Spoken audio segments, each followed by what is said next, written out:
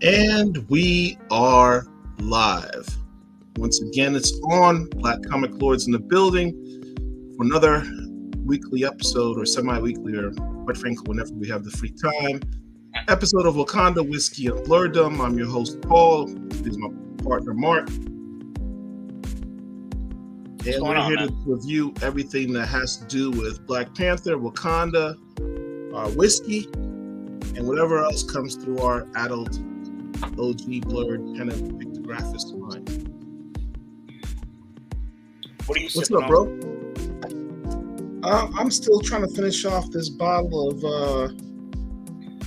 Glenlivet Caribbean Cask. That's what you had last time. I don't drink. Yeah, I don't know that I've ever seen that. I'll have to go looking for it specifically. I'm still on my Wolf Moon. I can't find that. Find that. Me and my boy, we bought literally a case and a half of it. This is my very last bottle. And so I don't know if I'm going to be able to find any more of it. But yeah, you're going to have to ship me a bottle of that for Christmas. Yeah, we'll see about that. If I can find some for myself. So anyway, so let's go ahead and jump right in. I know you guys did a show on Sunday. It's been out officially a week now. You guys already know my stance on this subject, but I assume you're talking about Wakanda Forever. Black Panther 2, aka Wakanda Forever, aka T'Challa Ain't In It, was released last week. I'm not gonna see this movie ever in life. I'm not gonna pay to see it. I'm not gonna watch it free on streaming because, as a matter of principle, I cannot condone what they did with the character because the writer/director decided to kill off the character because the actor died. But I know that you saw it. I know that you enjoyed it. And go ahead. Well, you enjoyed it. Let's be clear. Let me speak my piece. I can speak for myself.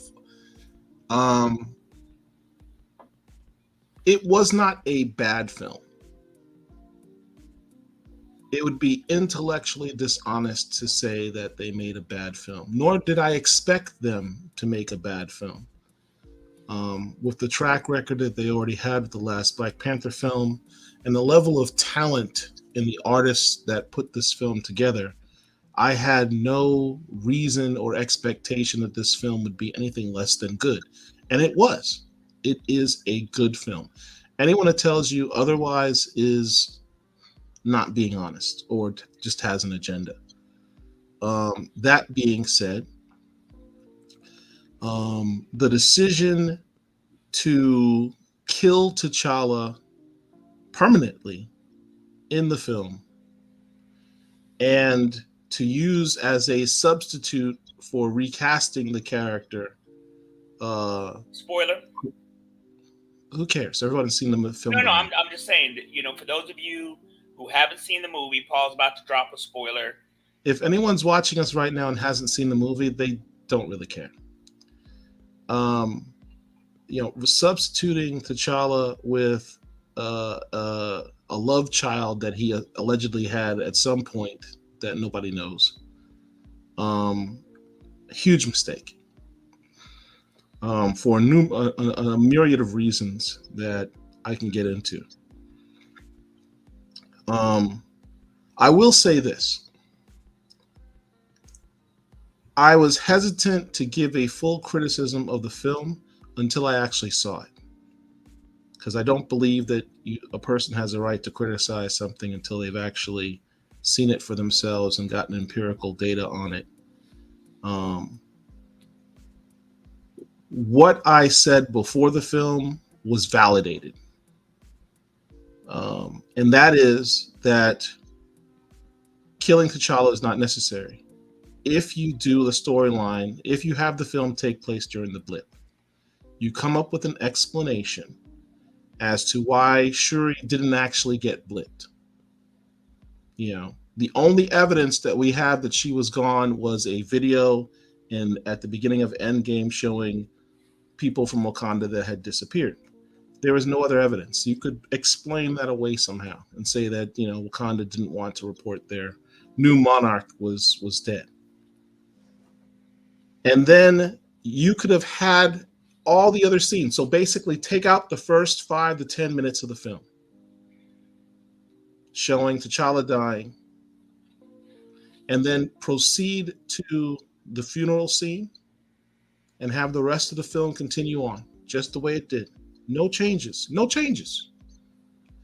Except get rid of the end credit scene with T'Challa Jr. or TJ or whatever you want to call him.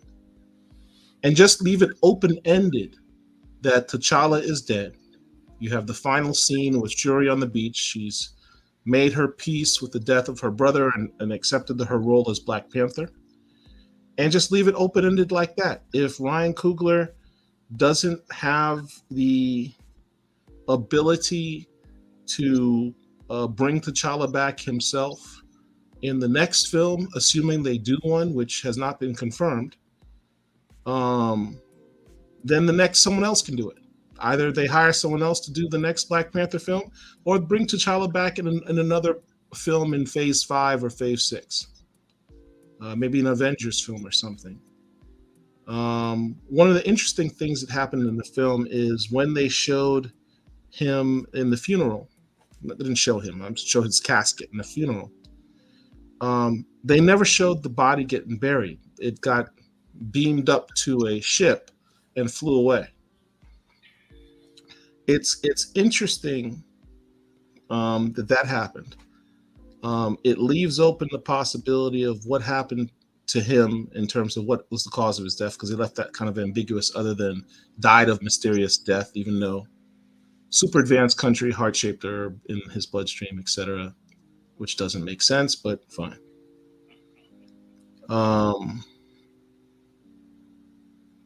They just carted the body away. I wonder if they will, what would be cool is to use the resurrection altar to bring him back as King of the Dead.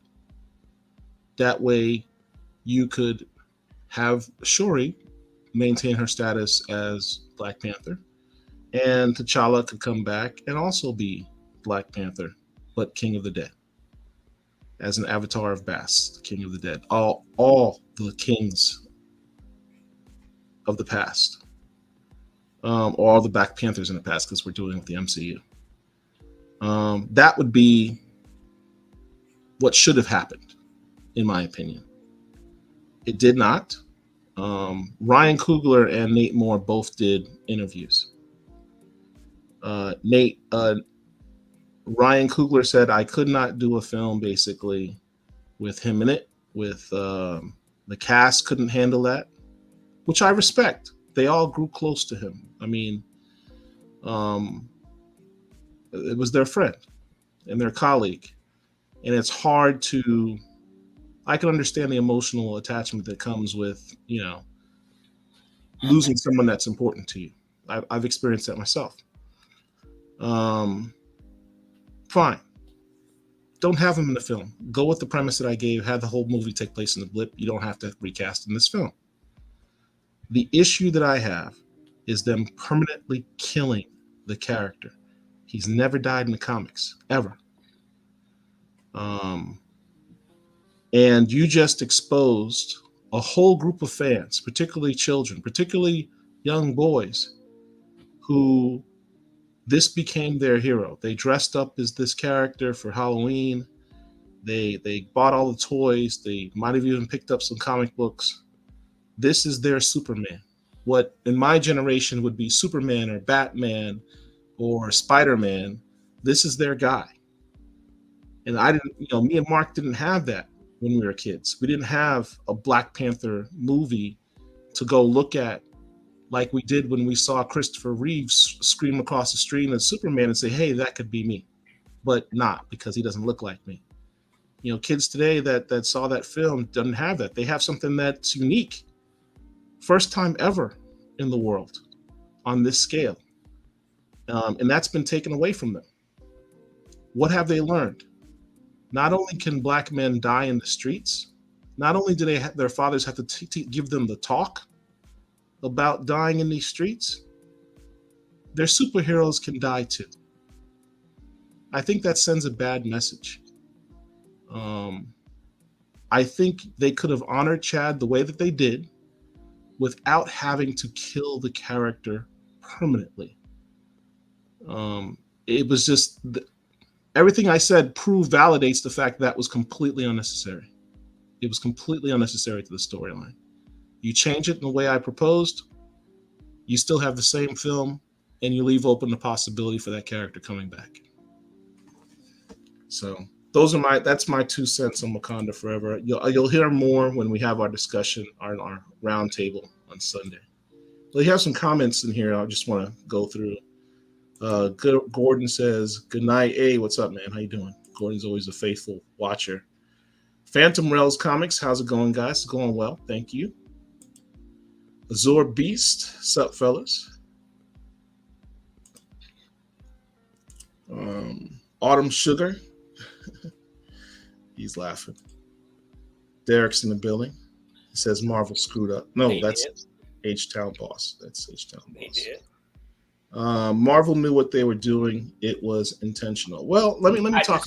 I disagree with that. Let me talk about that for 1 second. So I talked about what Ryan Coogler said. Nate Moore also did an interview, and that was the most revealing interview, because a lot of people say, well, Marvel did this and Marvel did that. Ultimately, Marvel, or for all intents and purposes, probably Kevin Feige, what Nate Moore said, Marvel went to them when they brought their concerns, them being Ryan and Nate, brought their concerns about having T'Challa recast in the film.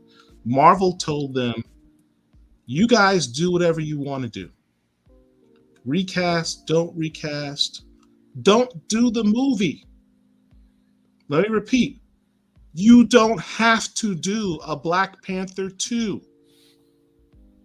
Understand what that means. Marvel was prepared to let it go. Let the character go, let the movie go. It was in pre-production. They're like, we'll take the L on that. You don't have to do the movie. We made our 1.3 billion already. You don't have to do another one. We'll figure it out later if you don't want to do it. So Nate Moore said it was Ryan's decision. And that's the call that Ryan chose to make, is because of his level of pain and grief, etc. He could not bring that character. Not only could he not put the character in the film, he wanted to kill the character for all time. Let me just go ahead and jump in here, because you said a lot of words over the past few minutes. First and foremost, the Black Panther 2 Wakanda Forever was written by Ryan Coogler. It was done in August of 2020. Chadwick Boseman died, I want to say August 20th of 2020. Okay? After Chadwick Boseman died, whatever script that they had, Ryan Coogler threw that in the trash and started over. Paul just mentioned how the producer of the movie, Nate Moore, brother, talked to Ryan Coogler, another brother, and went to their boss, Kevin Feige, however you pronounce his name, and they had a discussion about how to proceed. I've been saying, having not watched that particular interview that Paul just mentioned, I've always felt that because this was a black property, that Kevin probably deferred to what Nate and Ryan wanted to do. Based on what Paul just said, based on an interview that he watched, that confirms something that I had been saying for a while. The driving force behind killing off T'Challa was Ryan Coogler. Ryan, the writer and director, put his pain and emotion into this script unnecessarily. I saw an interview that he gave where he basically said no matter how good an actor was who may have come in to play T'Challa, he, Ryan, could not believe anybody else because of Ryan's connection to Chadwick, who is now dead. That shows to me that Ryan, should not have been given this property considering the emotional state that he was in at that time. He should have been removed as the writer, he should have been removed as the director, and allowed the character to continue. Art does not have to imitate life always. In this particular situation, the character of T'Challa is bigger than any one person, be they an actor, an illustrator, a writer, or whomever.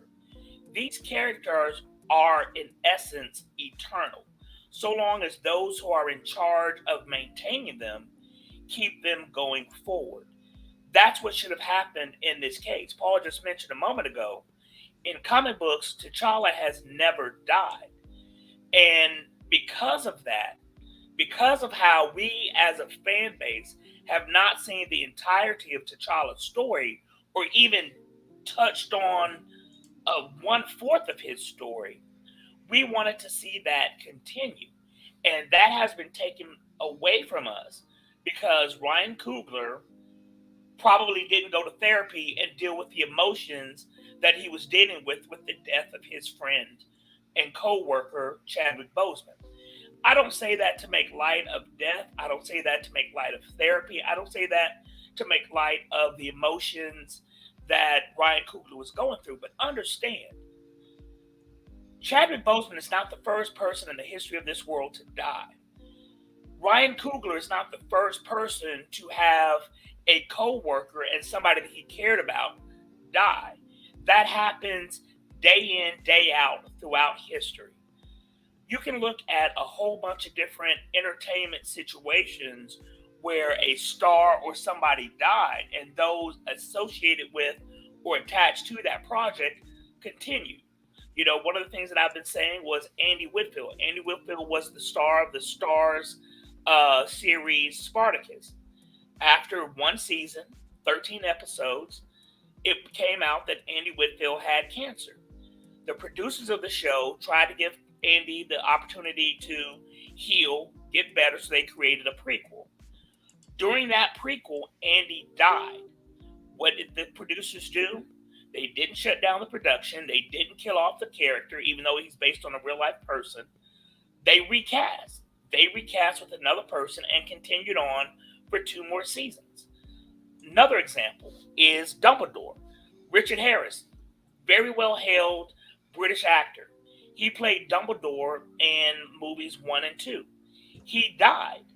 They didn't write out Dumbledore. They didn't give his role or his part to Professor McGonagall or Snape. What did they do? They recast that character. Another character, or another real life person who died was Paul Walker, God rest his soul. Paul Walker, who had been playing Brian in the Fast and Furious franchise since 2001, died in 2012, 2013. Did they shut down production of the Fast and Furious? No. They continued on that one simple production within a month or so after Paul Walker's death and continued on.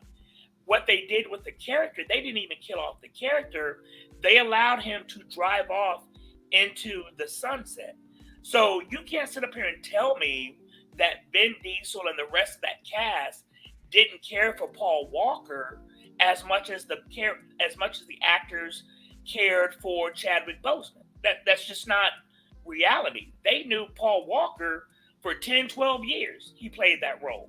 Chadwick Boseman had the role for 5 years, So somebody just said, get out of your feelings and basically do your job. The cast of Wakanda Forever, had approximately 10 months between Chadwick Boseman's death and the start of filming. I'm not saying that that's necessarily enough time to get over your feelings or emotions or whatever. Nobody is expecting that. But understand that you have a job to do, and that is to tell these stories. Although these stories don't coincide 100% with the comic book, there is a basis for these stories. And we have not had a full telling of the preeminent Black character in Marvel, who is T'Challa. Let me say this also. Because we want to see more of T'Challa does not mean that we hate Shuri. It doesn't mean that we don't feel that Shuri should be Black Panther. That's not this, okay? It has nothing to do with misogyny. It has nothing to do with hating Black women. It has everything whatsoever to do to go forward with this one character who is the preeminent Black character in Marvel. We have barely scratched the surface of the character, and now we don't have that. And a lot of people think, here's what doesn't make sense to me. You can't have a grown-up playing T'Challa, but then you can have a kid named T'Challa, and he's supposed to be the same person, or you can tell the same stories. That doesn't coincide. That doesn't make sense. On one hand, those people who are anti-recast or anti-casters, as I call them, they recognize that the two characters aren't the same, but then on the flip side of it, they say, well, you can tell T'Challa stories with that kid. It doesn't make sense at all. Yeah, that's a crazy and quite frankly insulting premise that people are just replaceable. Like, in the sense of, if you died today, Mark, I'm not gonna go and say, well, if you have a son, then all's well, because your son's alive, you're dead, my friend of 20 some odd years, but your son's alive, so there's nothing for me to worry about, because you are not your parents. Your kids are not you. Right. That's just a crazy It concept. doesn't make sense. I'm going to talk about Gordon's statement here. He says, I listened to Ryan Coogler's interview by Coates on the Black Panther podcast. Based on what he expressed, I can understand not wanting to recast the role in this film. Let's talk about that. It doesn't have to be what I indicated wasn't about recasting for this film per se. That would have been my preference. But I get the concept that it would have been difficult for the director and this cast to do a film with T'Challa in it with some other actor. Fine. That's not what my beef is. My beef is killing the character. Killing the character permanently. That didn't have to happen. Was completely unnecessary. He had already died in the MCU with this Thanos blip, right? And Marvel has run with that storyline and done movies after the blip and during the blip. They simply had to put the movie in the blip. He died in the MCU. Run with that. There are two ways that this could have been done without. There are several ways that could have been done without killing off the character. Number one, like Paul just said, set the movie during the blip. The theme of the story would be the same. You've lost your king, okay? Chadwick Boseman has. Hold on. Look at this guy's ridiculous post. This is one of the whiniest tirades I've ever heard. Get over yourself. Okay, fine. This is how we feel. If you don't like it, fuck you. Get off. All right. This is what we're talking about. All right. Now, that being said, you want to honor Chadwick Boseman. Fine. As Paul just said, set the movie during the blip. You can have the same emotional beats of the movie that they produced and still go forward with the character at a later time. A second way that you could have dealt with this, and this is what I was advocating early on, is you have Black Panther in uniform injured. While he's injured, you have Shuri take over. Shuri has whatever story that you want. It could still be this Namor storyline.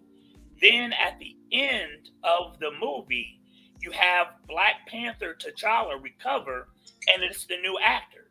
The second movie is all about Shuri. You give the people who don't want to see anybody but Chadwick Boseman in the role time to understand that this character will continue with somebody else in the role. And that's what's important, is having the character continue.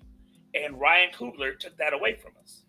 And I'll say this. You said have the character come back in the movie. I know you didn't see the film. It wasn't necessary for him to come back in the film if they did this film in the blip. They still could have had him die and just left it right, open. No, right, I get that. And just leave it open and have him come back at some other time. You can have him come back 2-3 years from now in a different film. Well, here's the thing. You would have to somewhat retcon Avengers Endgame simply because of the fact that T'Challa showed up after he was reconstituted. No. I get that. But I'm saying the only suspension of disbelief is when they bring him back, there's obviously a new actor, right? But his return has already been documented. So you kill him in the film, you have your funeral scene, you have all the grief. The whole movie had to do with grief and death. Right. You could still you don't have to change a single other thing in the film. Right. If you decided to go with that narrative, right. The second narrative that I was going with is based on the Doom War kind of premise, where you have the character injured, he doesn't die, and while he's injured, Shuri takes over for him. That's why I said if you go with that premise, at the end of the film in an after credit scene, you have the new actor in that role. All of movie 2 was about Shuri, and you don't see T'Challa. So it gives people the understanding that, yes, going forward, this is going to be the new T'Challa. Yeah, that being said, as I said before, the movie itself was still a very well done movie. I mean, I had some nitpicky things here and there that didn't make a lot of sense, and I think that was probably just part of the editing process. That they did a lot of reshoots, and I can see why, because some of the stuff just really didn't make a lot of sense. But it was a good film.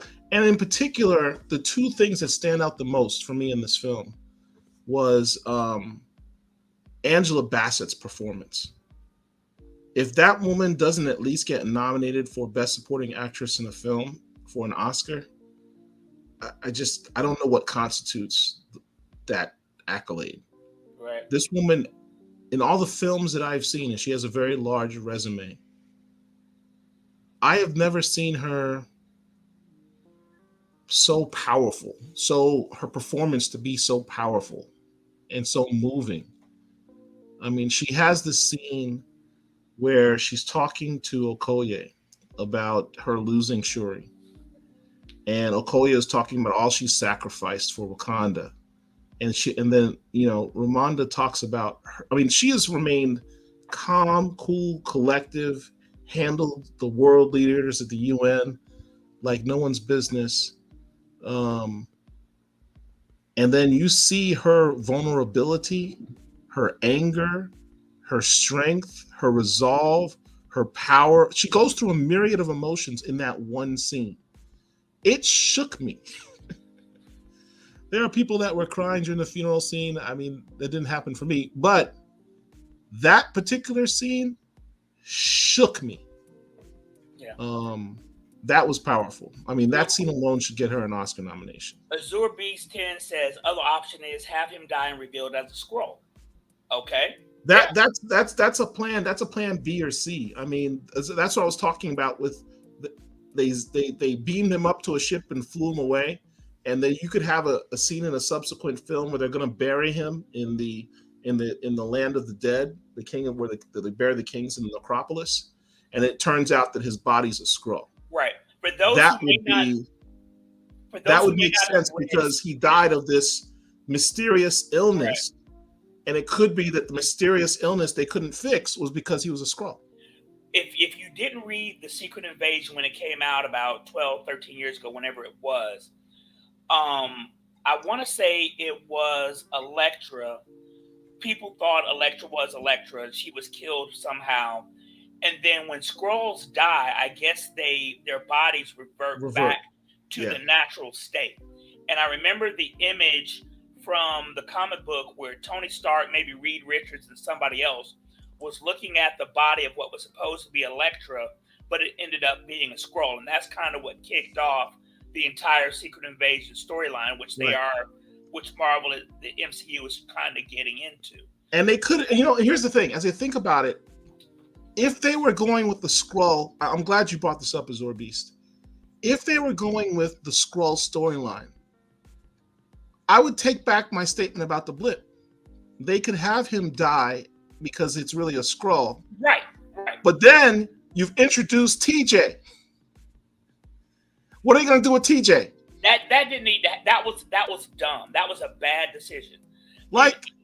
Listen, that would have made sense. Have him die. The Skrulls are coming. Make him a Skrull. Bring him back as with a new actor sometime later. Doesn't have to be in the film. Didn't have to recast him for the film. But you introduced this little love child kid, TJ. I don't know what you do with that.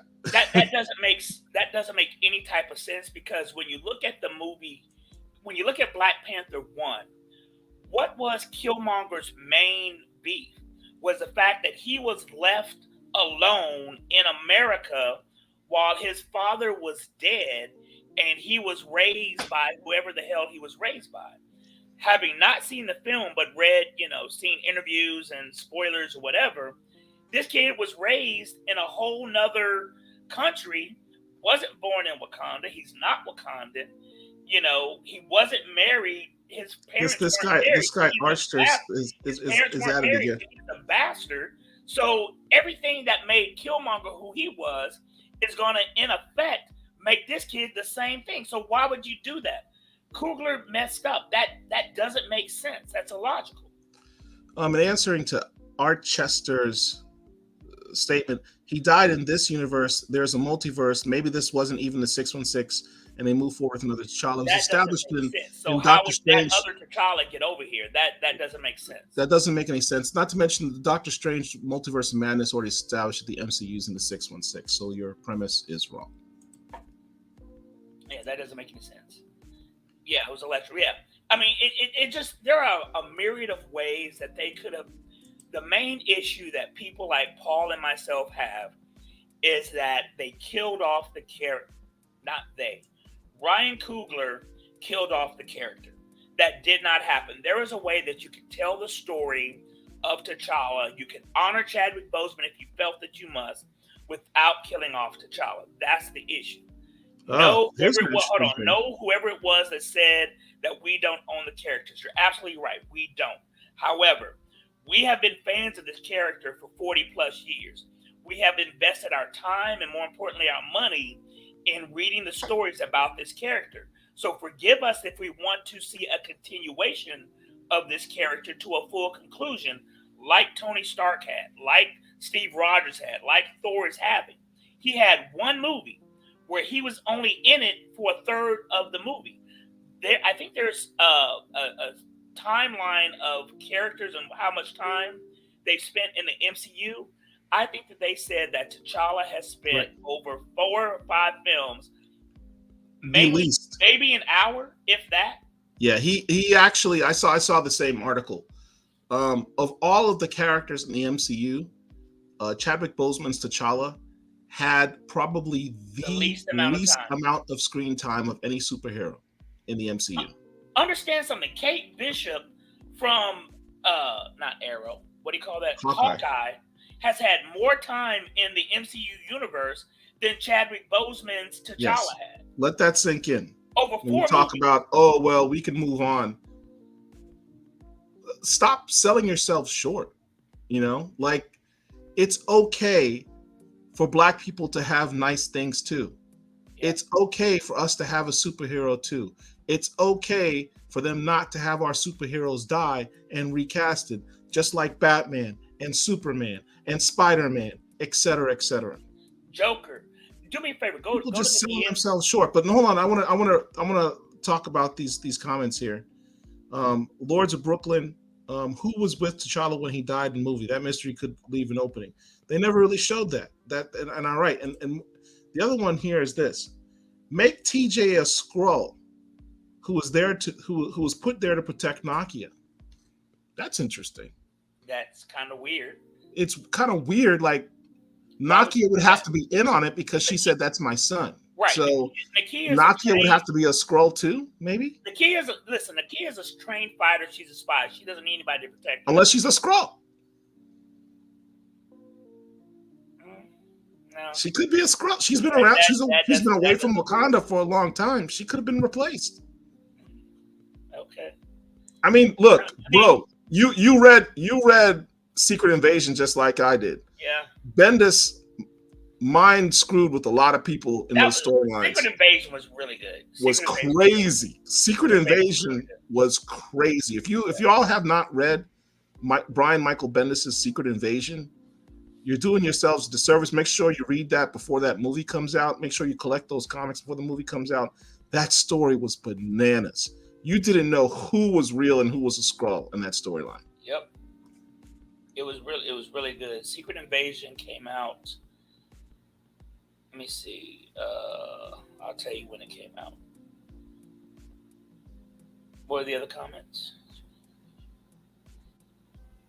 Secret Invasion came out in 2008. There were 8 storylines. There were 8 books in the storyline, but of course, they had all the cross-issue stuff because it was their big event. But it was a very, very good storyline. Very good. Lords of Brooklyn says, move on in the grand length of a 5-minute discussion between Cougar and the executive producer to kill off T'Challa. I mean,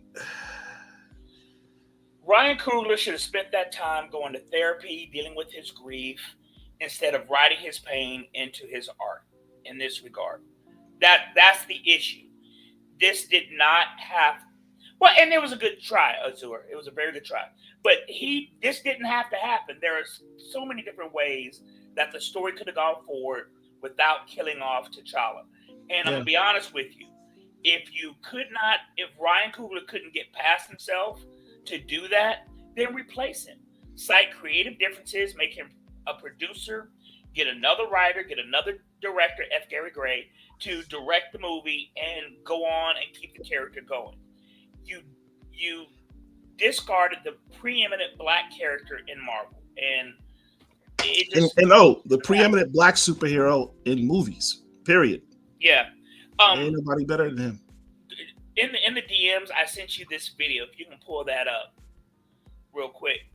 A lot of people out there who have never read a comic book in their lives have a lot of things to say about this issue. Okay. They don't understand the time and effort that we've put into these characters. And I say that because they say, well, it's a mantle, it can be anybody. Or if you don't want Shuri...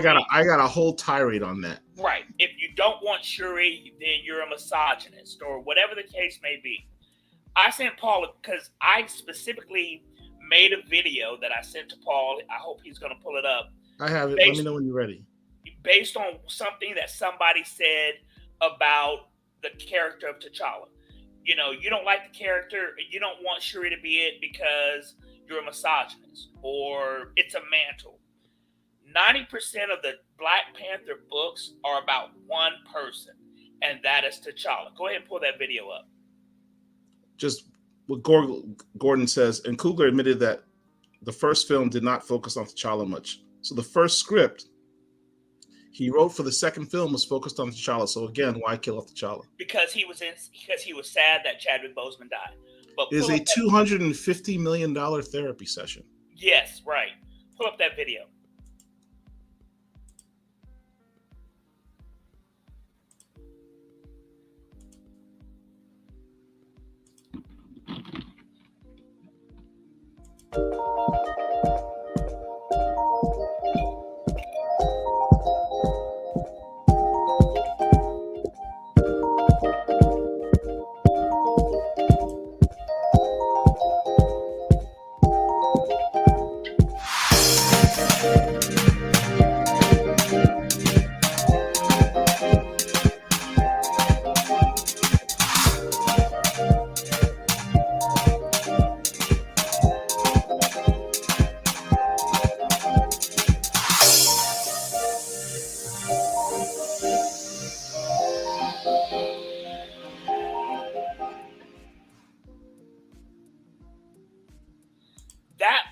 my personal collection of Black Panther comic books.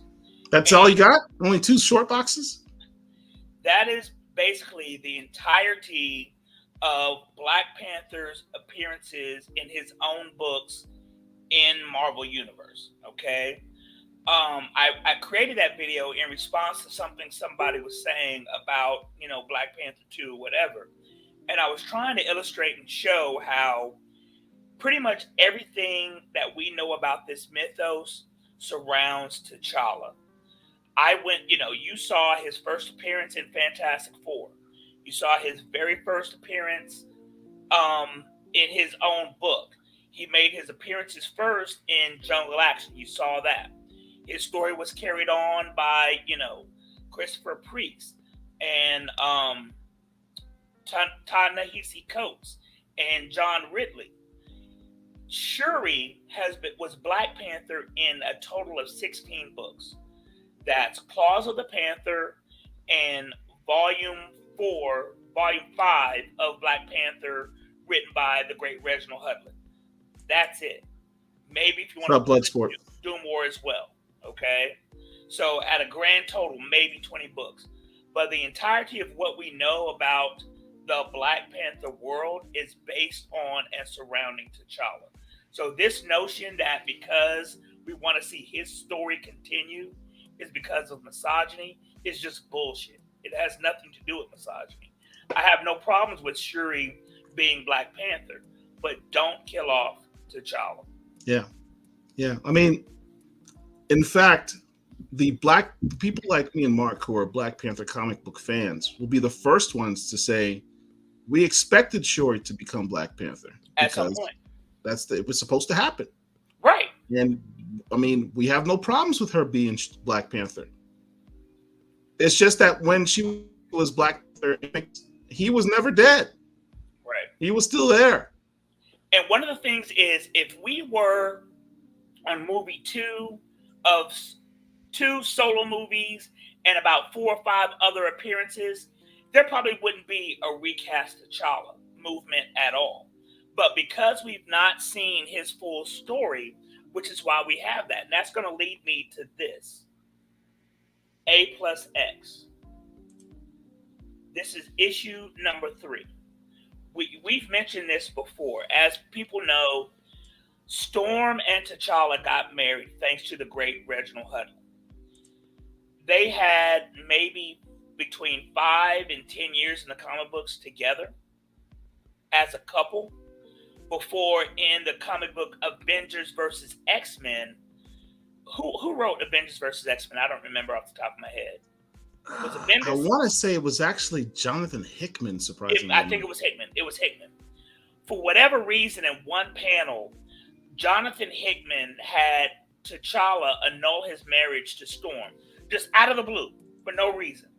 It wasn't no reason. It was. You have to give context of what was going on at Marvel Comics. There was a battle between the Avengers and mutants, aka the X-Men. And so T'Challa, being on the Avengers, was battling the X-Men, which his wife was a part of.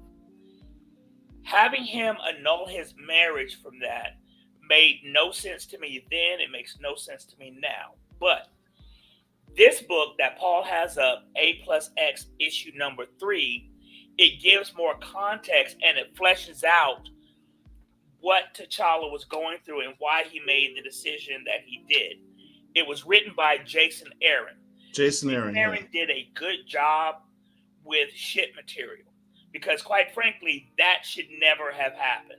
And by never, I mean they should not be divorced at all. Yeah, he had his marching orders. This is what I was talking about before in terms of which issue was it that they broke up?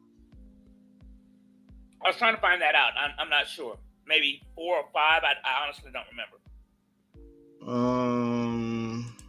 Because this book actually had several writers.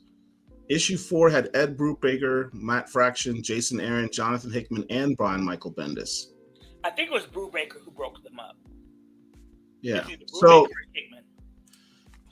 understand context is king.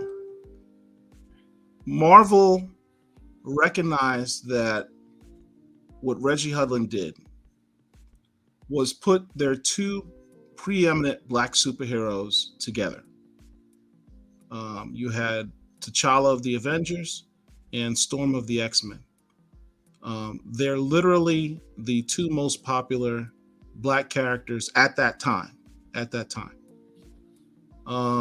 And married them. And Hudlin went in and pointed out the fact that not only was that marriage significant because they're cool characters of these two respective families, Avengers and X-Men, but categorized the wedding as so important that the Watcher showed up. Right. And the Watcher was like, yeah, this is when I show up when there's something that's going to have tremendous implications for the future of the Earth. And also, check this out. When you look at any alt-world or future storyline, like Tom Taylor's Dark Ages and a host of other future world stories, T'Challa and Storm are together. T'Challa and Storm, not only are they together, but they have kids and they have progeny. Yeah, you got a bunch of people going online and buying up that Avengers issue number 1 and number 6 from that run that introduced Azuri, T'Challa's son, saying, "Oh, I'm specking on this because T'Challa's son is introduced into the MCU." It's not the same character because the MCU's T'Challa Jr. is the son of T'Challa and Nakia, who never had a relationship in the comics. Right. Nakia. And it was Azuri was the son of Storm and right. Black Panther. And there's a cartoon called Next Avengers. Is that what it is? That's where he's in. Next Avengers. There's a future world story called Next Avengers where basically Ultron took over the world and the children of some of the Avengers are being protected by Iron Man, Tony Stark, and then something happens and they have to battle Ultron. Azuri is the child of Storm and T'Challa. In some of the other stories, they have daughters. But in all of these future stories, they are together. And, Ryan Coogler just pissed on that and basically said, fuck you to all of those of us who have been loving these characters for generations or decades, and said, because I'm sad, because I'm in my feels, you don't get what you want. And I disagree with that. There are two, for you guys that might be newer readers, there are two books that demonstrate very well what we're talking about here, that you should really have. One second, let me find it. And while Paul's looking at that, let me just say this: in here's the first one. Go ahead. In comic books, you don't really have black love. Okay, think about some of the white characters. When you think about love or relationships in comic books, you think about Superman and Lois Lane. You think about Batman and Selena Kyle. You think about Peter Parker and Gwen Stacy or Mary Jane. You think about Reed and Sue. You think about The Thing and Alicia Masters. When it comes to black superhero characters, you don't have black love. And this was our first real introduction of black love in comic books. Okay? Sure, over in DC, you have Bumblebee and Mal Duncan or whatever. Who?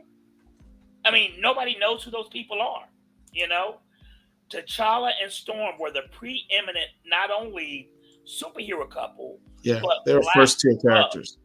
Couple. So here's the two books that you really need to have to understand the significance of what Marvel did when they broke up T'Challa and Storm. Where is it? Black Panther.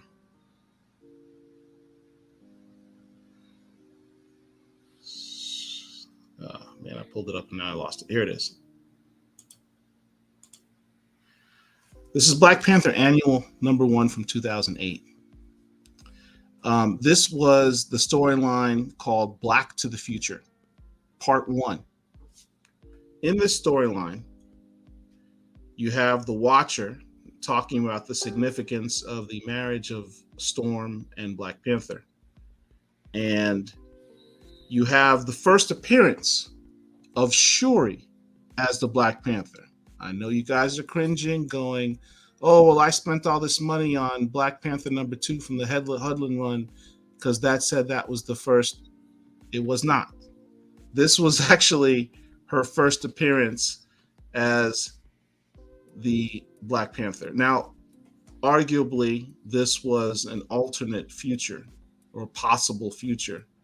So it's the image of her as Black Panther, but that's her. They have children. They have 2 sons and a daughter. One of the sons is marrying the daughter of Luke Cage, Danielle Cage. The oldest son's name is T'Chaka. The second son's name is Tawari. Tawari, in the next book I'm going to show you, ultimately marries Namor's daughter as a way to bring the 2 kingdoms of Wakanda and Atlantis together. These 2 powerful kingdoms who ultimately kind of run the world is what they basically literally said. T'Challa, they have this big cataclysmic battle. Many of the Earth's heroes died. Iron Man, dead. Captain America, dead. Many of the Earth's villains, major villains, dead. Dr. Doom, dead. Magneto is dead. Ultron, dead. All of these battles took place. T'Challa was the last man standing, and he was ruling the Earth for all intents and purposes. And understand, there are a lot of people who may not know, but there has been a long enmity between Wakanda and Atlantis, and the two monarchs, Namor and T'Challa, first met up in the Defenders comic book. I can't remember the number of it. 84, I believe. Something like that.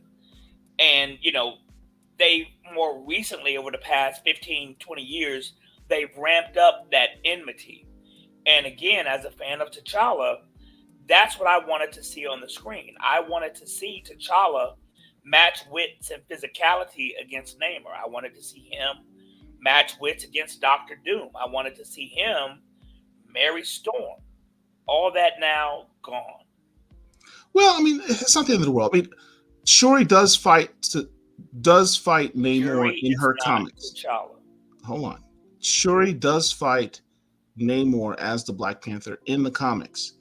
There is precedent for that. In fact, they did it in the movie in a very similar fashion to what you saw in the comics, in that they both fought on a desert island, and no quarter was reserved. Like they went all in. Just to continue with this annual, the other thing that was interesting about this particular issue, one of the debates that always comes up is, how come Wakanda never intervened in the slave trade? And this book actually tells that they actually did. Wakanda had agents throughout the world, and they actually took slaves, enslaved people, I should say, and brought them into Wakanda, trained them up, and stuck them back out in the world, is what they did. Which also goes back to the concept that Wakanda has had a history of spies throughout the world, which makes John Ridley's run and the premise as to why T'Challa is now no longer king makes no sense, because Wakanda's always had spies throughout the world. It's kind of what Ridley they do. is the worst Black Panther writer ever. Yeah. Here's a meeting where they're literally talking about, we have these spies around the world. It doesn't make any sense. Anyway, the important thing here is ultimately, they get married and they talk about the history of the rest of the superheroes dying. It's a very significant book. So much so that the Watcher recognizes it. And the second book of this that I want to share is the other annual. There haven't been, oddly enough, there have only been 2 annuals in all of Black Panther history. I mean, this character's been around since 1966, and he's only had 2 annuals. That was the first one from 2008. Here's the second one from 2018 called Black to the Future Part 2. It's a continuation. It has some other storylines in it as well. They're also significant. But it's a continuation of that same premise, the same story, where let me fast forward over those stories and go to the newest one. Here it is, Black to the Future Part 2. That's T'Challa with his granddaughter. And you see in this hall all the dead characters in the Marvel Universe. So you've got Strife, you've got Ares, you've got a Brood Queen here. Doom, Doctor Doom, Magneto. Here's his other grandkids. Here's Namor. Namor's daughter and T'Challa's son, Tawari, end up getting married. And, T'Challa talks about, it took us a while to get to this point because he flashes back to when T'Challa put the blade where he belonged. This particular little panel reminds me of a line from the Wakanda Forever movie. One of the nitpicky things I didn't really like was the line when Shuri goes to the spiritual realm, the Jajala, and she meets Killmonger, and Killmonger's like, "Do you want to be noble like your brother, or do you want to take care of business like me?" And let's just be clear that T'Challa killed Killmonger. Well, that's the point I'm trying to make. Is it's stupid.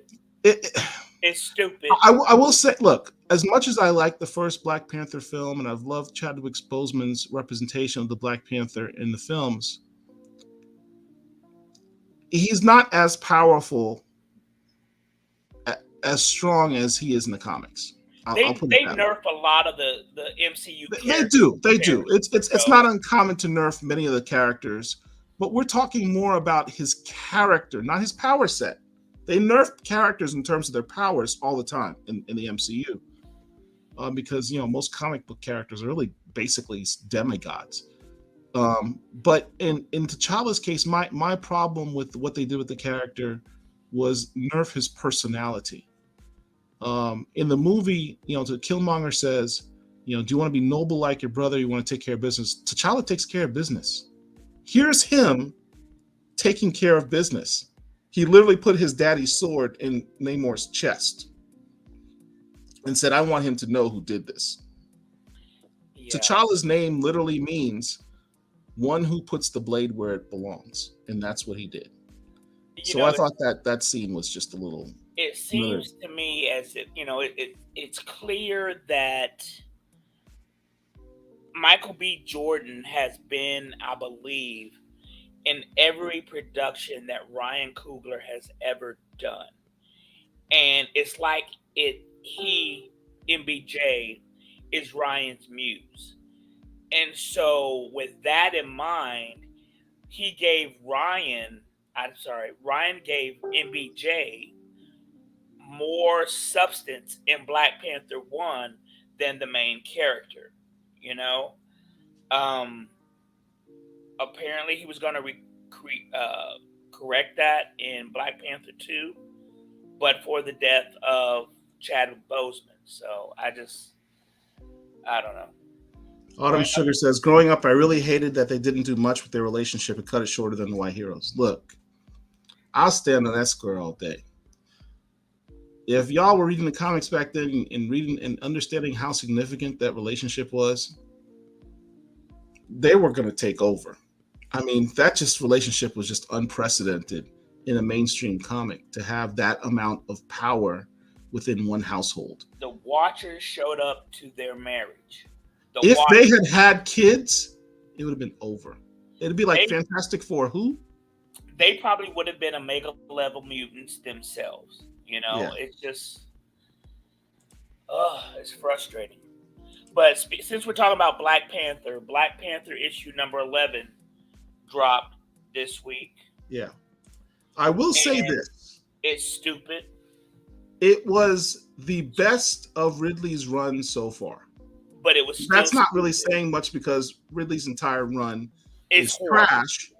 Yep. So it is the least smelly of the trash that he's done so far. I mean, let me say this. I've hated everything from issue number 1 that John Ridley has done, but for that, this issue number 11, it would have been better, but for the last page, which doesn't make sense. It just okay. Issue number 1 through like 3 starts with some character that John Ridley created and introduced who's died, who sets T'Challa on this path. He undoes all of that in issue number 11, spoiler alert, because the character isn't really dead. Understand that T'Challa has advanced senses more than your normal person. So the fact, plus he's brilliant. So the fact that he didn't recognize or realize, based on his intellect and senses, that his friend of how many ever years wasn't really dead doesn't make sense, and it's not true to the character. But the story is cool. The story is cool. But in the whole totality of the character, it doesn't make sense. Azelle Roy asked, were the Moors or Berbers ever mentioned in any Black Panther comic books? Do you remember that? No. I'm not saying that they haven't been. I'm saying that I don't recall that they have. I don't recall that ever happening. Right. Lords of Brooklyn, if they use God Emperor Doom for Secret Wars, everything in the MCU can be undone. Look, I've been saying that. I mean, the issues that you really want of Secret Wars is issue... Oh, crap. The whole thing. You want the whole thing. You want the whole thing. The whole thing. You especially want issue number 9 of Secret Wars for 2 reasons. One, issue 9 sets up the intergalactic empire of Wakanda, which I didn't like. I love that. It's going to be this. It's going to be viewed as a classic at some point because it's the first truly Afrofuturistic storyline Marvel's ever done, an entire volume that they've ever done. So that's historical, and it's very unprecedented. The second reason is that was the introduction of Miles Morales into the 616 universe. That is like one of the most slept on comic book issues like out there. It's truly significant. I also love the fact that my man T'Challa took the Infinity Gauntlet and redid the entire 616 universe himself. I would love to see that. The MCU made T'Challa very Obama-esque. That's not a bad thing. Yeah, I mean, look, T'Challa in the comics is a little bit more practical, I think is the word I want to use. There's diplomacy only goes so far. He's not about, skipping some action. Question, family. Whatever happened to the Legends That's a good question. of Black Panther run? That's a good question. Don't know. I thought it was only a miniseries, though. I mean, but they stopped kind of like in the middle. Because I think we only had like 3 issues. I guess nobody was buying it. I mean, I got them, but, I'm only one person. I got what came out, but right. I guess it wasn't selling well. Black Panther Unconquered. Oh, yes. It was a cool story. Now, this is how Black Panther's supposed to be. Let me tell you. That book that you're holding in your hand, that book right there, that book was the Robitussin that I needed for John Ridley run. Right. Now, let me say, this book is not as good as Jeffrey Thorne's King in Black, Black Panther, but it was significantly better than what John Ridley has done over 10 or 11 issues. That one book is better than John Ridley's entire 11 issue run so far. Yeah, I'm not going to disagree. That's not even an exaggeration. I'm not going to disagree. I mean, he managed to put in that one issue. He did world building. He added to Wakanda's history. You learned more about Wakanda's background. Yep. He added a new villain. He had action scenes For those people that are always complaining, well, T'Challa's too OP. He's like Batman. You can't beat him with that suit. T'Challa gets messed up in this issue fighting this dude. Yep. It had a little bit of everything, and it literally ended in a manner that the storyline could have continued. Like this book should be issue number 1 of a new volume of Black Panther, and just end John Ridley's run. Build off of that, and just build off of this, and I'd be good. Brian Edward Hill, hats off to you, bro. You should have the next one. There's so many writers that can be writing Black Panther better than what we currently have. I mean, the list is like ridiculous. Brian Edward Hill, Jeffrey Thorne, Evan Narcisse, Jason Aaron, Jonathan Hickman. Just pick somebody. There's a bunch of guys that can write this character well. But yeah, this is a dope issue. I highly recommend it. Especially if you've been fiending for some real Black Panther, that's what you want to go get. Here's the thing also, if you are dissatisfied with Wakanda Forever, or if, like me, you don't plan on watching it and you want some more T'Challa, I'm going to highly encourage you to watch Avengers Assemble on Disney Plus. The last season, I think it was season 5 maybe, was very T'Challa centric. It gives you some back history about Black Panthers other than T'Challa. So who was the writer of that series? Don't know. Jeffrey Thorne. Was it? Okay. Yes. I didn't know. Didn't know that. Jeffrey Thorne, who wrote King and Black Panther, the best one shot of Black Panther you could ever read, was the writer of that series, and proved hand over fist that dude knows how to not only write the character but do tremendous world building in Wakanda. Right. Listen, if you've got access to Disney Plus, watch the last season of Avengers Assemble. Yeah, they labeled that season Panther's Quest or something like that. That's what I just said. It's Panther's Quest, if I'm not mistaken. Yeah. I mean, it's all T'Challa, and it came around 2018. You know? So it's very, very T'Challa-centric. I would also encourage you to look up Black Panther on YouTube. The 12-issue, the first 12 issues of episodes of Reginald Hudlin's run of Black Panther was made into a BET series that was 6 episodes. That's T'Challa. It was voiced by the great Djimon Hounsou. It's free on YouTube. So, yeah, they literally made a motion comic. What you need to watch. They made a motion comic out of Reggie Hudlin's initial run. Right. With the first 12 issues. And they actually added more footage to it as well. Yep. So they could throw Storm in there and what have you. And it's a brilliant series. Jill Scott voices Storm. Djimon Hounsou voices T'Challa. Kerry Washington voices Shuri. I think Alfre Woodard voices Ramonda, and she also voices the Condi Rice type character who works for the United States government. But it's great. It's really, really good. So those are the 2 things instead of Wakanda Forever that I would encourage you guys to check out. That's that's Avengers Assemble, the last season on Disney Plus, and on YouTube, the 6th episode Black Panther. Yeah. Black Adam. You reading Black Adam? Yes. Did you see the movie? Of course. Thoughts on the movie and thoughts on the book? I thought we talked about Black Adam already. Probably did. Talk about it briefly.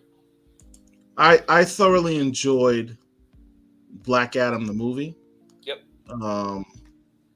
I think it's the building blocks for restructuring how DC does its films. Dwayne Johnson, The Rock, our fellow grad from the U, has been promoting the film and saying this is going to change the DC paradigm, and he's been completely serious about that. Most DC films have focused on the Justice League characters, more specifically the Holy Trinity of Batman, Batman, Superman, and Wonder Woman. Superman, Wonder Woman. If it's not Batman, Superman, or Wonder Woman, it's the other members of the Justice League, such as Aquaman, Green Lantern, etc., just by extension. But for the most part, it's the Holy Trinity. And they can't, DC is structured historically in a way that instead of using other characters and promoting other characters in live action, either television or films, they have a tendency of sticking to just the Justice League characters. There's some minor exceptions to the rule that they've done recently, such as the Stargirl series and Black Lightning, and Constantine. But other than those, and maybe the Legends of Tomorrow, everything else: Batman, Superman, Wonder Woman. Black Adam introduces the Justice Society of America, and introduces a character who's an anti-hero. And most importantly, the first DC film, if not the first superhero film, big blockbuster mainstream superhero film, I should specify, where the majority of the superhero team are people of color. Yeah. First time that's ever happened. They And beat Marvel to the punch on that. Let's back up some. In comic book history, the Justice Society of America is the first superhero team. They predate the Justice League of America. Yeah. The Justice Society of America had characters like Green Lantern, but it wasn't Hal Jordan. It was the other Green Lantern. It had Alan Scott. Power Man.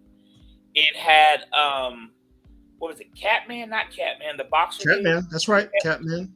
Catman. Dr. Fate. Who else?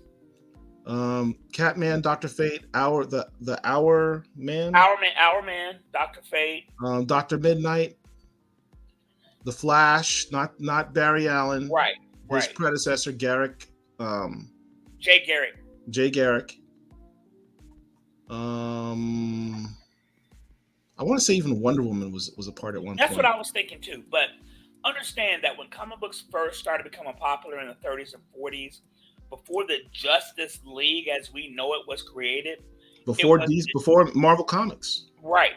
It was the Justice Society of America, and what was introduced in Black Adam was the Justice Society. The characters in the Justice Society in the movie were some of the newer characters, but Phantom corrects us. It's not Catman. It's Wildcat. Wildcat. Thank you. Those characters. Thank you, Joe. No, Catman.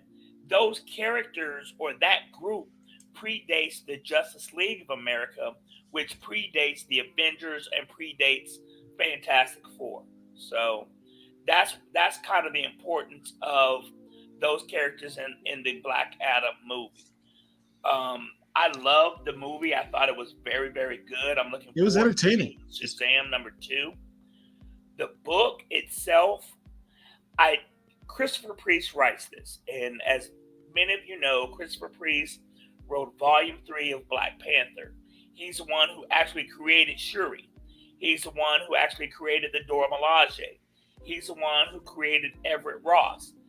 Reggie Hudlin created Shuri. He created Dora Milaje, though. You sure about that? I'm 100% sure. Okay. All right, sure. But Christopher Priest is, a legend in comic books. As a longtime fan of Black Adam, the character, personally, I don't feel that he's doing the character justice, because I became introduced to him during not the New 52, but what was the book's called when it was, one book a week? It was the 52 storyline, which predates the New 52. Yeah. That's when I really became enamored with Black Adam. Understand, Black Adam took on the entirety of the Earth earthbound superhero population and went through them and decimated them. I mean, I've mentioned this in this space before. There's a 4-issue book called WW3 where Black Adam is taking on everybody because his wife Isis and his adopted son, I can't remember his name, were killed. Osiris or something like that. Probably Osiris. I'm guessing it was Osiris. But Black Adam was in a high state of festivity and was just destroying everything and everyone. And every earthbound based hero tried to stop Black Adam to no avail. That's when I fell in love with the character. He is a complete and total badass. Yeah. I don't think that Christopher Priest is giving him the voice that I have become accustomed to. That's the issue that I have with John Ridley with his writing in T'Challa. I don't feel that Ridley, understands the real voice of T'Challa based on previous writers. So yeah, but I get the feeling that this Black Adam run has less to do with Black Adam and more to do with the creation of his descendant, Malik White, who is Malik doesn't make that many appearances, though. I mean, he does. Well, he's making more now. Right. That's what I'm saying. I think it's more of a mantle passing. What this book is all about. But when he does write Black Adam or in his, mortal form, Teth Adam, I don't like the way that's the main thing issue that I have is how he's writing Teth Adam. Well, Teth Adam did undergo a tremendous change over the last few years in transitioning from an anti-hero to a full-blown hero. And that process has not been without painfulness. And he changed a lot when he was with a member of the Justice League who's now dead. I guess they're back now this month or last month. But, he's undergone a lot of changes. DC's has been trying to make Black Adam a full-blown hero. So he is a different guy. I'm not really enjoying this run. Real quick, because this is on the back of Black Adam. Can you pull this, get rid of that? I can't pull out. Oh. Well, no, just get rid of that so I can. If you've not watched Pennyworth, which is on season 3, I believe, you are missing out. Pennyworth, as many people may know, is Alfred Pennyworth, who is the butler for the Wayne family. And there's a series on HBO Max that tells about Pennyworth before he became the butler to the Waynes.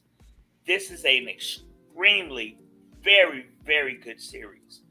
It's set in 1960s London, England. Listen to me. I like espionage and spy stuff, plus mixed with the comic book aspect of it. Pennyworth is very, very good and very worth the watch. And I think his name is Jack O'Bannon or something like that. He's one of my top choices to be the next James Bond.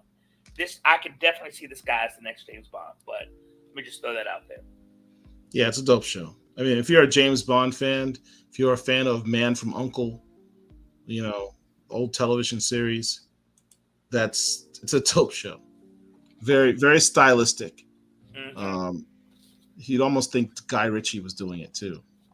I've got a soft spot for shows based in London, the Guy Ritchie films and stuff that to do with crime and espionage and stuff like that, Gangs of London, what have you. Yep. I like shows like that. Yep. Joe Paragon said, "I'll check it out. I thought it might suck." No, it does not. It does not. It is not a superhero show. So if you're thinking it's Alfred, so it's got to be a superhero show, it is not. It is a straight up espionage / crime show. Espionage, crime. It does have comedy. Some level of supernatural, meta type stuff, but it's really kind of minor. And let me just say this: the dude who plays Pennyworth, he's just cool. I mean, he's just fucking cool. It's a very, very good show. It comes on Thursdays, I want to say. Yeah, Um, it used to be on the Epix, I think, channel, but now it's on right, HBO Max. right. It's very very good. Prodigy. This was issue 5 in a 5 issue limited series of volume 2. Um, as I've mentioned in this space before, Paul, for my birthday a few years ago, bought me the trade paperback. Couldn't finish it because it was just so outlandish. Um, this dude right here, the main character, is a guy by the name of Dr. Crane. And he is the smartest person on the planet. And, there are a lot of smart, brilliant people out there. And I can believe a person was born on some foreign planet and was sent here as a baby and developed superpowers, or there's a guy who was the last remnant of Mars and has superpowers and things of that nature. I can accept that. This dude being as smart as he is, I have a difficult time accepting that. It's just no nobody is that smart. If he were a computer like Brainiac or Ultron or somebody, okay, yeah, that makes sense. But the way the character has been written by Marc Millar at times, just can't accept it. But that being said, this volume of Prodigy, 5 issues, I've only taken issue with one, and that was the last one. Everything else makes sense. It's a very, very good read. I'm not going to say the conclusion of the book was that satisfying because it kind of seemed rushed. Maybe one more issue would have done me well, but to me, it was better than volume 1. When you sent me the Prodigy trade paperback, had you read the entire storyline or what? Yes, I have the entire series. Had you read it though? Yeah, I read it. And what had you thought? I enjoyed it.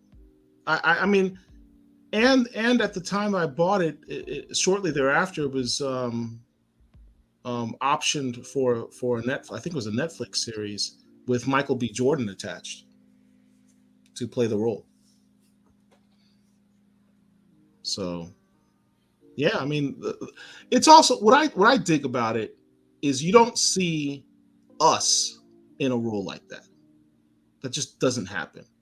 Where you have someone who is so brilliant, his superpower is his mind. He's kind of like Mr. Terrific. Well, let me just interject this. This is not a capes and cows, Batman Superman type book.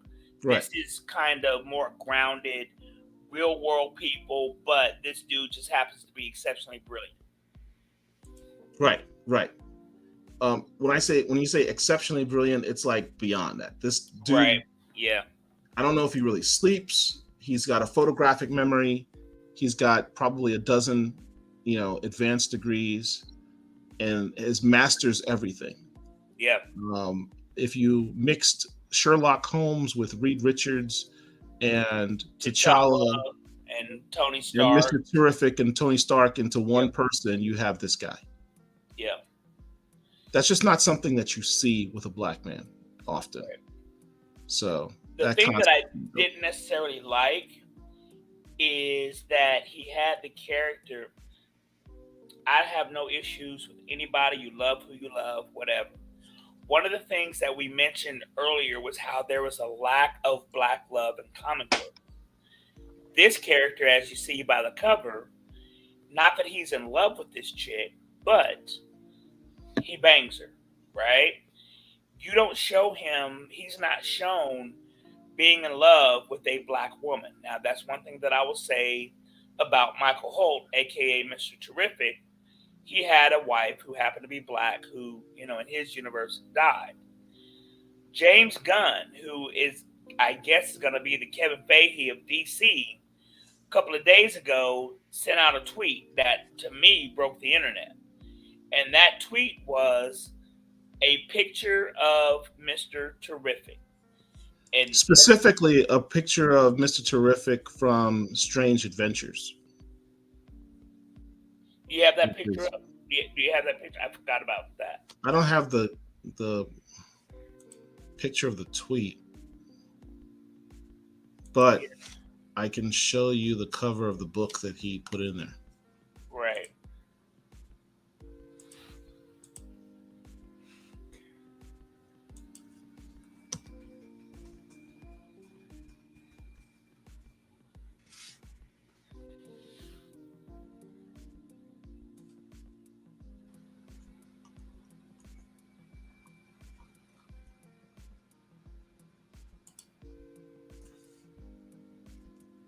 Okay, I just sent you the tweet just now.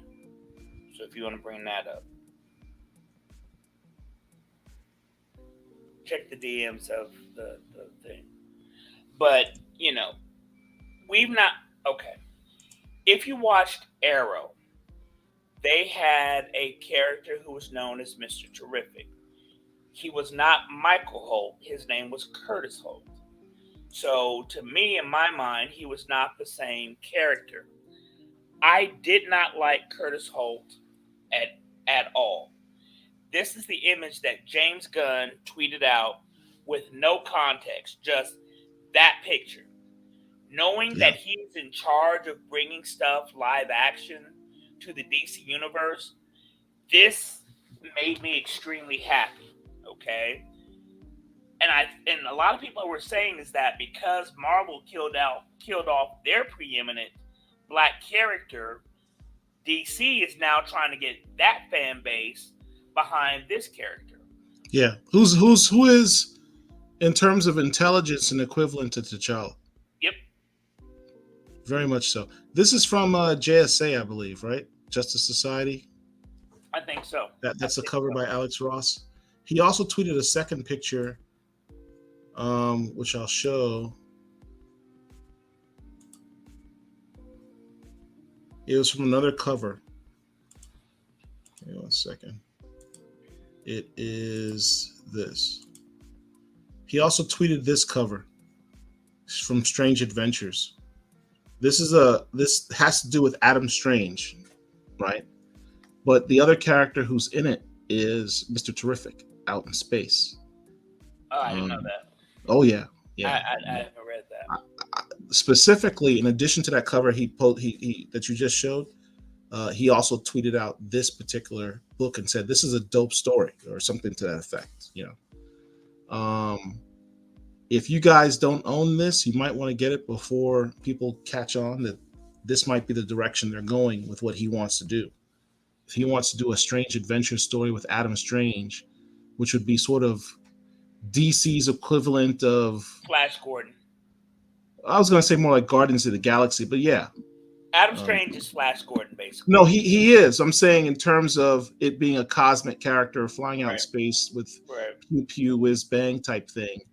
The Marvel equivalent of that is Guardians of the Galaxy, but this would be DC's answer to Guardians of the Galaxy would be Adam Strange, and then you have Mr. Terrific within that storyline in a very significant role. Mr. Terrific, he had a 6 or 8 issue run. I think it was supposed to be an ongoing, but I don't think it got the attention that they wanted, so they ended it around. You're talking the Terrifics? No. Mr. Terrific. Mr. Terrific had his own book around 2008 or so that was about 8 issues. I'm looking it up now.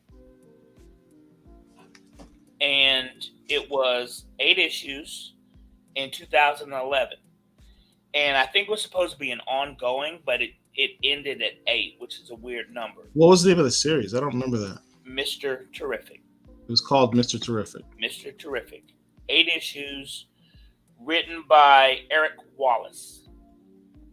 Okay. Then after that, he created a group called The Terrifics. The Terrifics, yeah. Oh yeah, I do remember this. Yes. I don't own this. I need to go ahead and get this. Yep. And The Terrifics was released in, let's see here. Yeah, that's Mr. Terrific. So let me just say this. If you are into comic books at all, Now is the time to get it before James Gunn sends out anything else. Talking about that particular character. It's only 8 issues, and you can get it. The Terrifics was released 7 years later in 2018. There are 30 issues of that. I'm only missing 5 of them. I don't have much of this. I think I might have a half a dozen of those issues. Yeah, I'm missing only 5 of them. So basically, The Terrifics is DC's answer to the Fantastic Four, with Mr. Terrific being the Reed Richards character.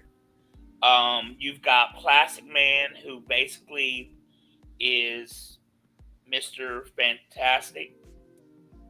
You've got Metamorpho, who's the Thing character, and you got Phantom Girl, who is the Sue Richards, aka Invisible Woman character.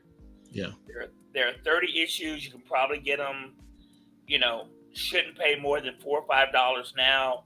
There are 30 issues of them. You might want to go ahead and get them now.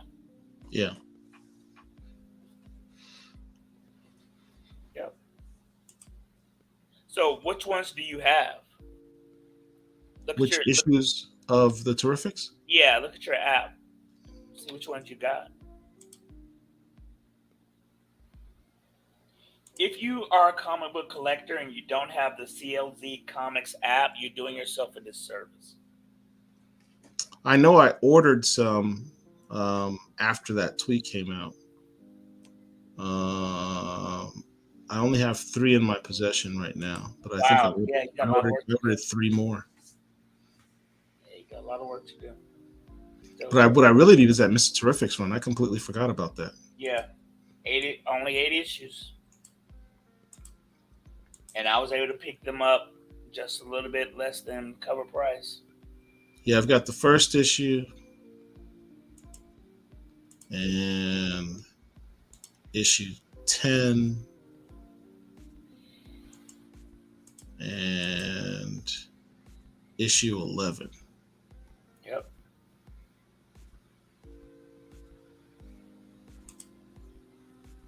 So yeah, before James Gunn drops any other tweets or anything, I would encourage you to go ahead and pick that up. So yeah.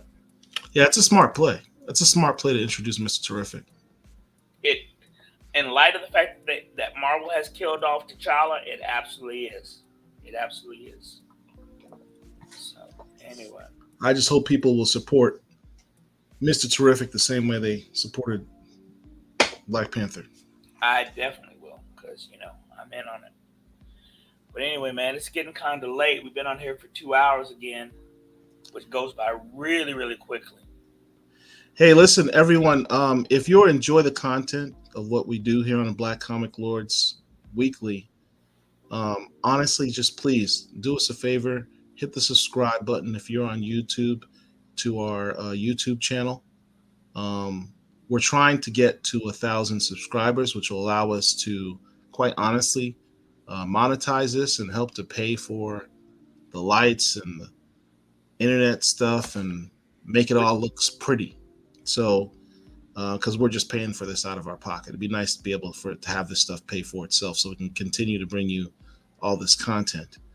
It doesn't take any time. It doesn't take any money. Just hit the subscribe button for us. Really appreciate it. It's a minor thing you can do for us.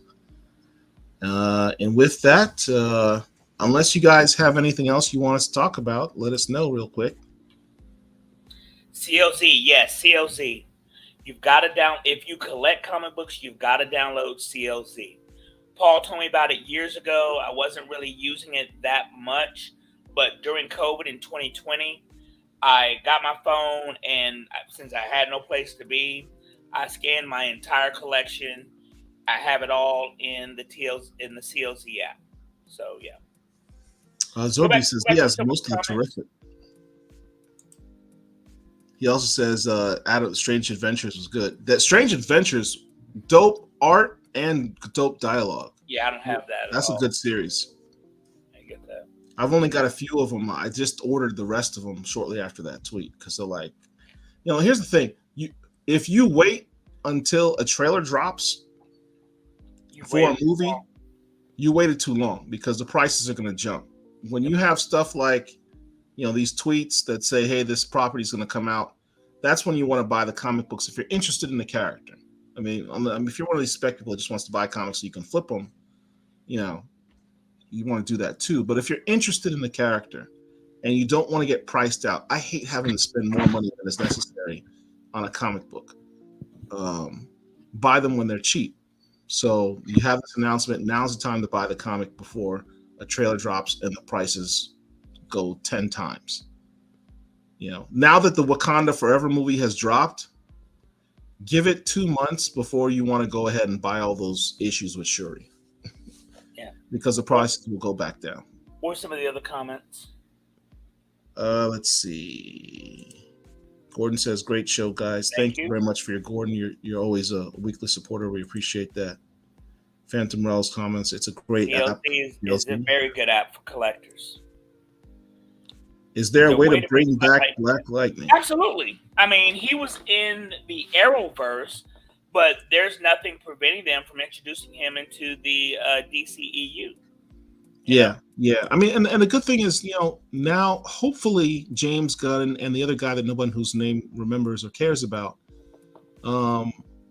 will expand upon the HBO Max platform. I mean, I think that's where it's at. I mean, Disney Plus has really taken advantage of that platform. Disney has taken advantage of the Disney Plus platform to do movie quality television shows, which allow them to give greater depth and exploration as to various characters.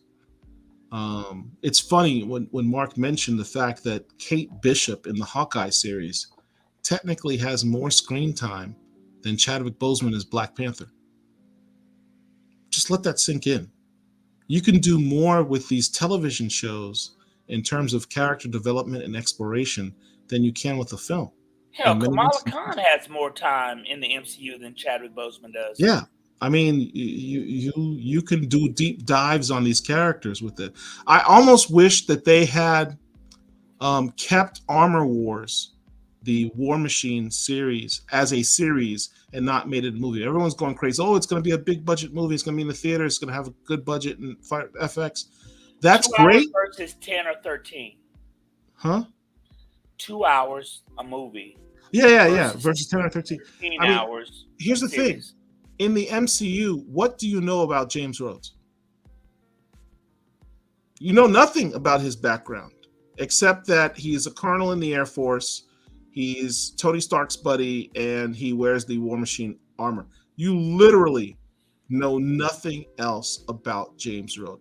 You don't know anything about his background whatsoever. Nothing. You don't even know where he's from. I mean, nothing. A television series would have been a better way to do a deep dive on the character, explore the fact that he is a military guy, what makes him different as a superhero because of that. His loyalty to the country and the uniform versus his loyalty to his friends as an Avenger, or his role as a Black man having to serve the military in that capacity. Those are things that could be explored, I think, far better in a television series than you can in a movie.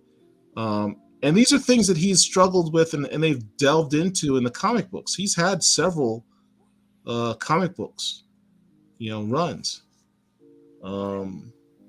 First as Iron Man and then later on as War Machine. So he's actually a character that deserves some exploration. Yep.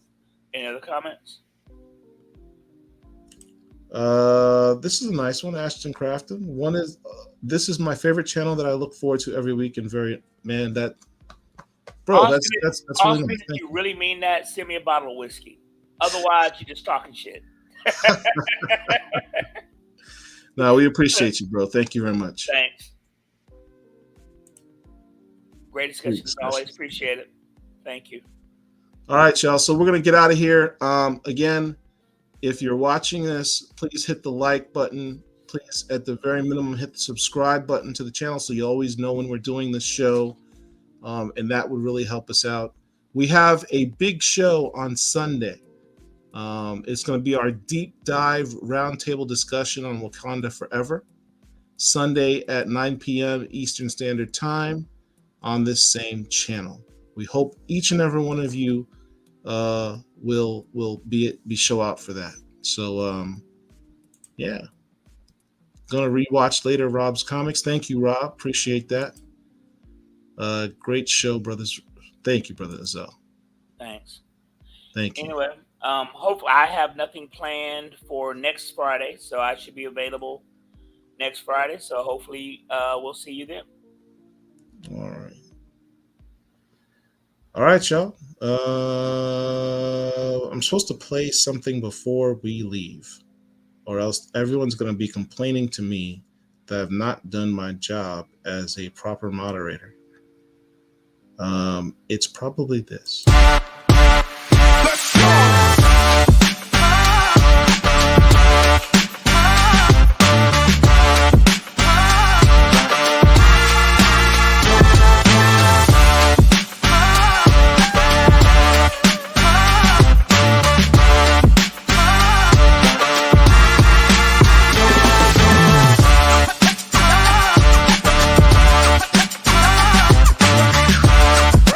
Don't forget, go to blackcomiclords.net. Get you some merch. That beautiful shirt that Paul has on, you can get that. That sticker that Tamiko just showed you, you can get that. You can get that on a shirt. You can get that on a mask. You can get that on a backpack. You can get that on a mug. You can get that on you can get that on anything. We got it for you. We got some heat for you. Go to our website, blackcomiclords.net. And check us out. Let's go.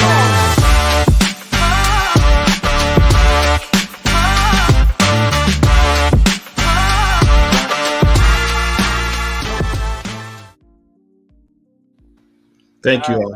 We'll see you next time. Peace.